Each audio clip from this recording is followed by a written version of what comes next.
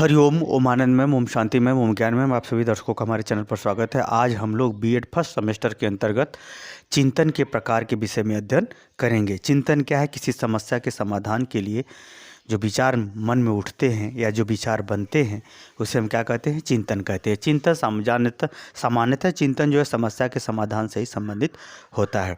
पढ़िए तो जोश में पढ़िए और होश में पढ़िए, तैयार करके सफलता तक पहुंच जाइए। यही आपके जीवन के चिंतन का सार है या आपको सफल बनाने का आधार है। तो चलिए हम देखते हैं चिंतन के प्रकार।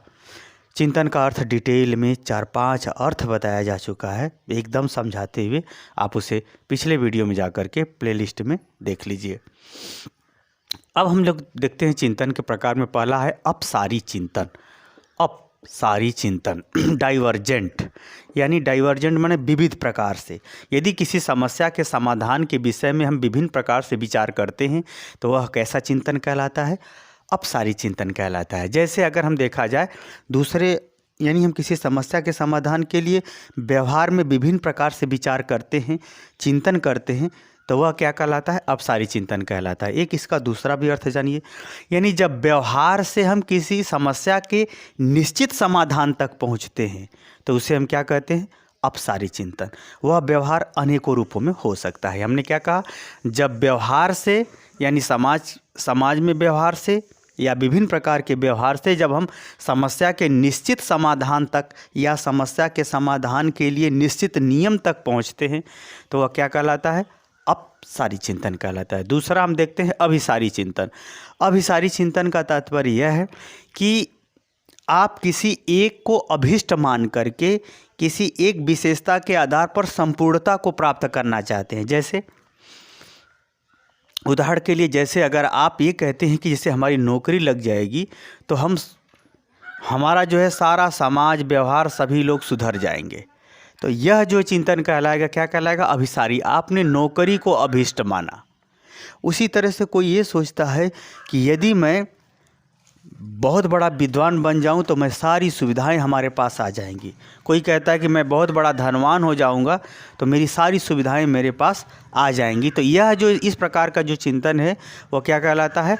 अभिसारी चिंतन कहलाता है। यानी किसी अभिष्ट के आधार पर या स्थिर नियम सिद्धांत के आधार पर संपूर्ण व्यवहार में समस्या का समाधान खोजना या विभिन्न व्यवहार में समस्या का समाधान खोजना क्या कहलाता है? अभिसारी चिंतन कहलाता है। क्या कहलाता है? अभिसारी चिंतन। यानी किसी विशिष्टता के आधार पर संपूर्णता को प्राप्त करने संबंधी जो चिंतन होता है वह क्या कहलाता है? अभिसारी चिंतन कहलाता है।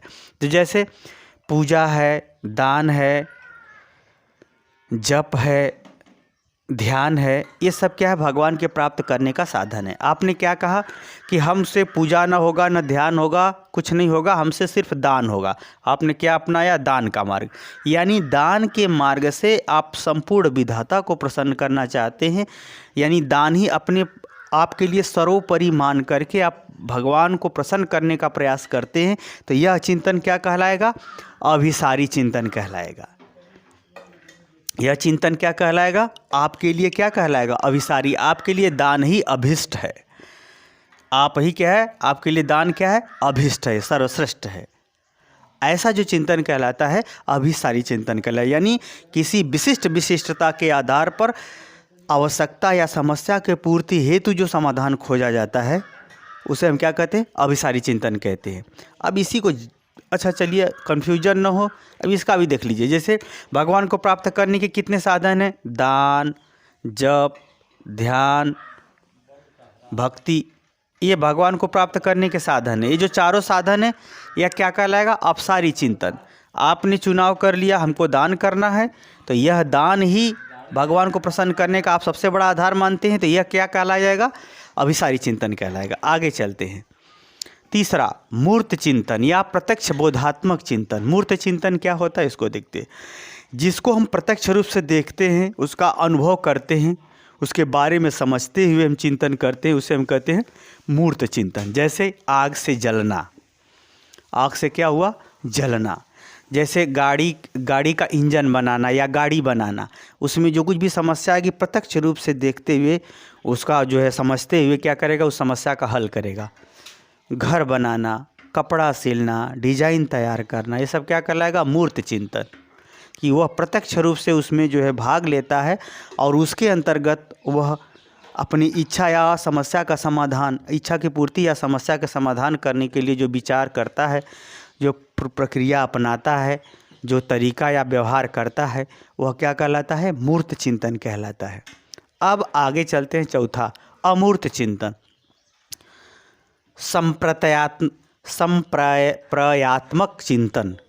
जैसे अमूर्त चिंतन, जैसे कि मतलब आत्मा, जैसे हमारे अंदर कौन सी ऐसी चीज़ है जो रहती है तो हम जीवित रहते हैं और नहीं रहती तो हम मर जाते हैं, तो ये क्या कहलाएगा? चिंतन अमूर्त। जैसे ऊर्जा, विद्युत, जो होती नहीं लेकिन काम करती है, यानी जो चीज़ें अनुभव में भी आती हैं लेकिन दिखाई नहीं देती, उसका कोई निश्चित रूप नहीं है, उसे हम क्या कहते हैं?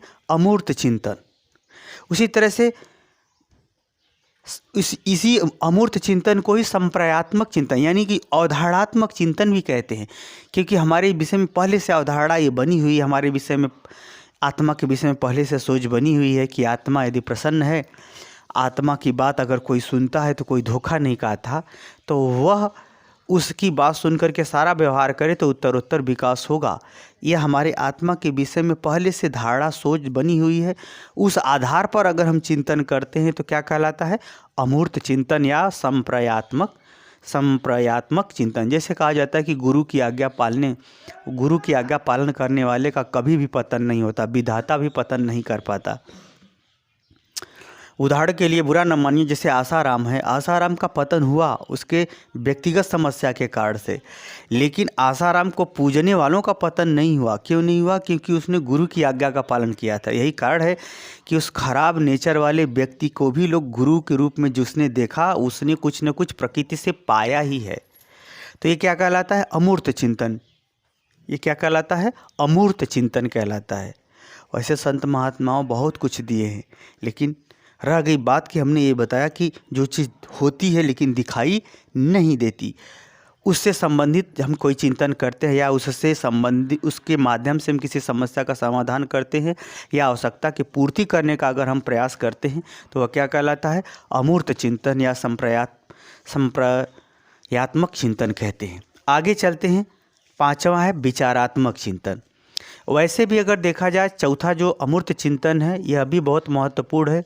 यह जो है हमें बहुत गूढ़ रहस्यों को समझने को, घटनाओं को जोड़ करके देखने को या कोई सी चीज़ खोज करने में यह महत्वपूर्ण कार्य करता है। उसी तरह से है विचारात्मक या तार्किक चिंतन। तर्क क्या है? तर्क एक आधारभूत क्या है?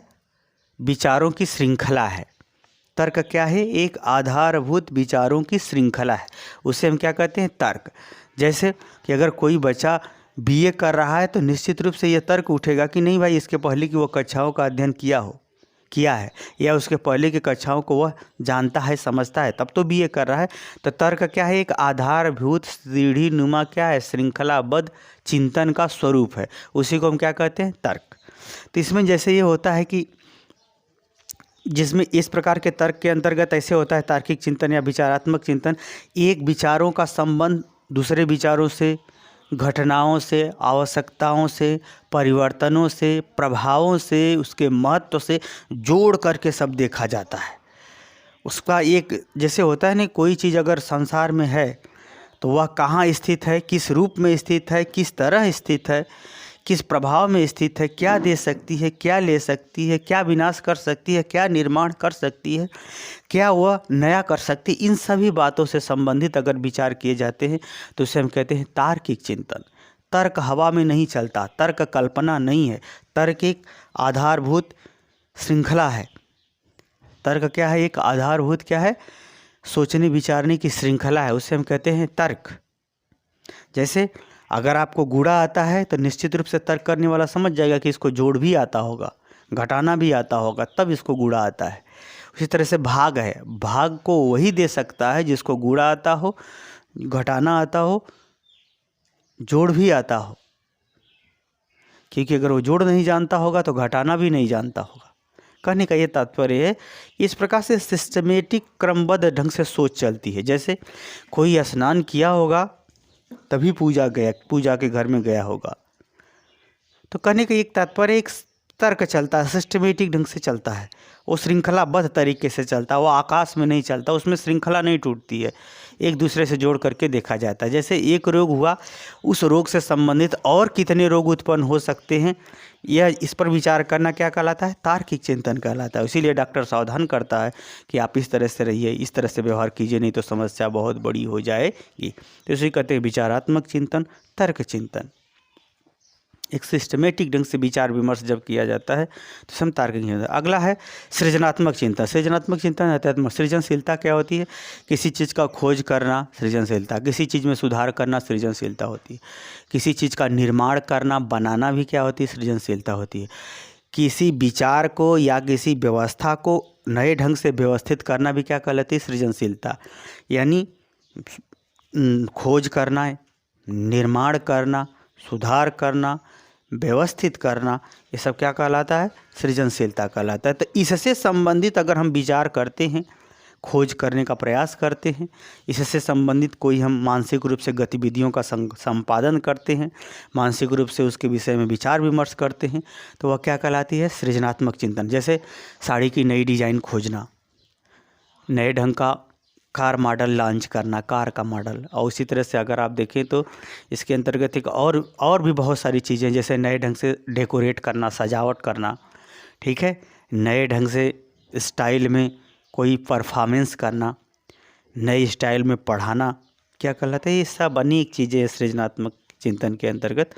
इसमें जो है एक न कुछ जो है सामान्य गतिविधियों से हट करके कुछ इसका स्वरूप होता है, उसी को हम कहते हैं सृजनात्मक चिंतन।